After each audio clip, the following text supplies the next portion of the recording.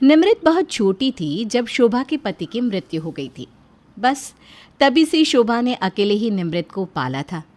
शोभा लोगों के घरों में साफ सफाई का काम किया करती थी और निमृत घर में अकेली रहा करती थी। ऐसे ही एक रोज़ शोभा शाम को जब घर आती है। अरे निमृत बेटा, क्या हुआ? तुम ऐसे उदास क्यों बैठी हो? आज पढ़ाई क्यों नहीं कर रही बेटा? माँ, स्कूल के सभी बच्चों के माँ बाप के पास फ़ोन है। सभी बच्चे फ़ोन के ज़रिए अपने स्कूल का काम कर लेते हैं। बस मेरे पास ही फ़ोन नहीं है, जिस वजह से मैं समय पर स्कूल का काम नहीं कर पाती, और इसलिए आज टीचर ने मुझे खूब मारा। माँ, मुझे भी फ़ोन की ज़रूरत है, ला दो ना। बेटा, मैं समझ सकती हूँ, पर तू जानती है ना हम कितने गरीब हैं। बस अपनी माँ को ना कुछ दिन दे, जल्द से जल्द कोई फ़ोन मैं तेरे लिए पक्का लेकर आऊँगी। फिर तू उस फ़ोन से स्कूल का काम करना, ठीक है? ठीक है माँ। अच्छा, तुझे बहुत भूख लगी है ना? देख, आज मैं तेरे लिए कोठी से क्या लेकर आई हूँ। आज मैंने कोठी में खीर बनाई थी, थोड़ी सी खीर बच गई तो सिठानी ने मुझे ये खीर दे दी। खाकर बताओ कैसी बनी है। निमृत अपनी माँ के हाथ की बनाई हुई खीर खाती है, जो उसे काफ़ी पसंद आती है। इस तरह से निमृत खाना खाकर सो जाती है, पर शोभा की आंखों में नींद नहीं होती। उसकी आंखों में नींद होती भी कैसे?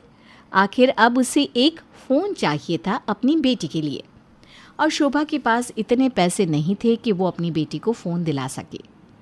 ऐसे ही कुछ दिन बीत जाते हैं। अब तक शोभा फ़ोन नहीं ले पाती। माँ, आपने कहा था आप फ़ोन लोगे, पर 1 महीना हो गया, अब तक आपने फ़ोन नहीं लिया। अब स्कूल में सारे टीचर मुझे डांटते हैं। बेटा, बस कुछ और दिन का समय दे दे। अब निमृत तैयार होकर अपने स्कूल चली जाती है, तो वहीं शोभा भी काम करने के लिए कोठी में चली जाती है, जहां उसकी नज़र एक पुराने फ़ोन पर पड़ती है। मालकिन के पास पुराना फ़ोन देखकर शोभा मन ही मन सोचती है, मालकिन के पास तो कई सारे फ़ोन हैं। ये फ़ोन तो हमेशा से ही घर में पड़ा रहता है। क्यों ना मैं मालकिन से ये फ़ोन ले लूँ। ये सोचकर शोभा अपनी मालकिन से बात करने जाती है। क्योंकि शोभा की मालकिन बहुत खड़ूस होती है, इसलिए शोभा की हिम्मत नहीं होती और वो अपनी मालकिन से फ़ोन के लिए बात नहीं कर पाती। वहीं दूसरी ओर निमृत को फ़ोन की बहुत ज़्यादा ज़रूरत होती है, इसलिए जब स्कूल से घर आती है तो वो देखती है कि उसकी एक सहेली जो कि उसी के साथ पढ़ती है, वो आज स्कूल ना आकर कबाड़े बिन रही थी। अरे कोमल, ये क्या, तू आज स्कूल नहीं आई और यहाँ कबाड़ा बिन रही है? हाँ निमृत, तू जानती है ना हम लोग कितने गरीब हैं, और हमारे पास इतने पैसे नहीं कि हम अच्छा सा फ़ोन खरीद सके, इसलिए मैं स्कूल से आकर कुछ समय थोड़ा कबाड़ा बिन लेती हूँ। तेरे पास तो फ़ोन है, तूने तो फ़ोन ले लिया, फिर तू क्यों कबाड़ा बिनती है? अरे क्योंकि वो फ़ोन भी मुझे कबाड़े से ही मिला था, और अब मैं कबाड़ा इसलिए बिनती हूँ ताकि मुझे कुछ अच्छी चीज़ें मिल सके। देख, आज मुझे कबाड़े में से ये कैमरा मिला है।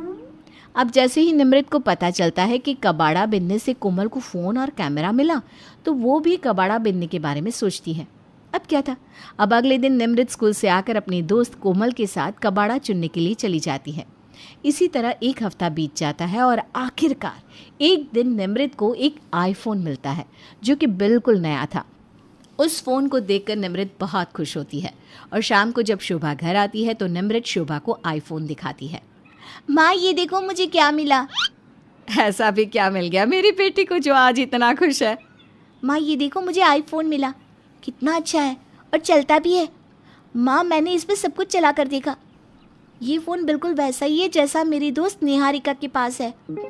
अब शोभा निमृत के हाथ से फ़ोन लेकर देखने लगती है, और इतना अच्छा फ़ोन देखकर शोभा बहुत हैरान होती है। वो अपनी बेटी से कहती है, निमृत बेटा, ये तो सच में बहुत अच्छा और महंगा फ़ोन है। ये तो वो क्या कहते हैं, एप्पल का फ़ोन लगता है। ठीक ऐसा ही फ़ोन ना सिठानी के पास भी है। निमृत बेटा, तुझे ये इतना महंगा वाला फ़ोन कहाँ से मिला? वो माँ, स्कूल से आने के बाद मैं अपनी दोस्त कोमल के साथ कूड़ा बिनने जाती हूँ। उसे भी कूड़े में से एक फ़ोन और कैमरा मिला था। जब मुझे ये बात पता चली तो मैंने भी फ़ोन के लालच में कूड़ा बिनना शुरू कर दिया, पर आपको बताया नहीं। अगर आपको बताती तो आप नाराज़ होती, और मैं आपको परेशान नहीं करना चाहती थी, क्योंकि मैं जानती हूँ कि आपके पास इतने पैसे नहीं हैं कि आप मुझे फ़ोन दिला सको। निमृत की ये बात सुनकर शोभा को बहुत बुरा लगता है। उसे अपनी गरीबी पर बहुत अफसोस होता है कि वो अपनी बेटी को एक फ़ोन तक नहीं दिला सकती।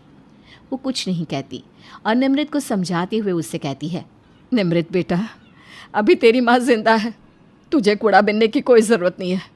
और रही बात फ़ोन की, तुझे फ़ोन मिल चुका है ना, अब तो इस फ़ोन से पढ़ाई कर। अब निमृत कूड़ा बिनना बंद कर देती है और शोभा इसी तरह से कोठी में काम करने लगती है। ऐसे ही कुछ महीने बीत जाते हैं और एक दिन निमृत का फ़ोन खराब हो जाता है। क्या हुआ निमृत बेटा, तुम आज पढ़ाई नहीं कर रही? माँ, मैं स्कूल का काम कैसे करूँ? मेरा फ़ोन तो ख़राब हो चुका है। बस इतनी सी बात? फ़ोन खराब ही तो हुआ है ना। चल, हम फ़ोन की दुकान पर जाते हैं और रिपेयर करवा लेते हैं। वैसे भी पुराना फ़ोन था, कबाड़े में मिला था, जाहिर सी बात है जल्दी ख़राब होगा। अब शोभा और निमृत फ़ोन को लेकर दुकान में जाते हैं, जहां दुकान वाला फ़ोन को देखकर शोभा से कहता है, वैसे तो तुम लोगों को देखकर लगता नहीं कि तुम गरीबों के पास भी आईफोन हो सकता है। फ़ोन ठीक हो जाएगा, शाम को आकर ले जाना। अब जैसे ही निमृत को पता चलता है कि शाम तक उसका फ़ोन ठीक हो जाएगा, वो बहुत खुश होती है और अपनी माँ के साथ घर आ जाती है। पर खुशी के मारे निमृत और शोभा दुकान वाले से ये पूछना ही भूल जाते हैं कि फ़ोन कितने में ठीक होगा। अब निमृत से बर्दाश्त नहीं होता और जैसे ही शाम होती है, निमृत अपनी माँ के साथ दुकान जाती है। भाई साहब, हमारा फ़ोन ठीक हो गया जो हमने आपको सुबह ठीक करने के लिए दिया था। हाँ, ठीक हो गया। आप लोग काउंटर पर जाकर पैसे जमा करवा दो और मुझसे अपना फ़ोन ले जाओ। कितने पैसे देने हैं? 3000 रुपये। क्या 3000? पर इतने पैसे तो हमारे पास नहीं हैं और ना ही आपने हमें बताया। देखिए बहन, अगर मैंने आपको नहीं बताया तो आपका फ़र्ज़ बनता था मुझसे पूछना। और आप जो फ़ोन ठीक करवाने आई हैं ना, वो आईफोन है और आईफोन ऐसे ही ठीक नहीं हो जाते, समझी? जब तक आप पैसे नहीं देंगी आपको अपना फ़ोन नहीं मिलेगा। अब शोभा और निमृत बहुत परेशान हो जाते हैं। उन्हें कुछ समझ में नहीं आता कि वो दुकानदार को 3000 देकर कैसे फ़ोन ले। तभी वहाँ पर शोभा की मालकिन आ जाती है। अरे शोभा, तुम इस दुकान के बाहर क्या हुआ? बड़ी परेशान नज़र आ रही हो।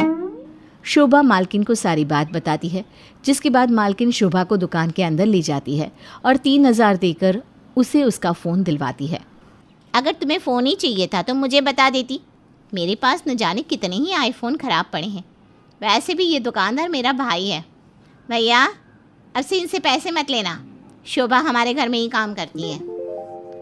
माफ़ करना मालकिन, पर मुझे डर लगता था, बस इसीलिए मैंने कभी आपसे मदद नहीं मांगी।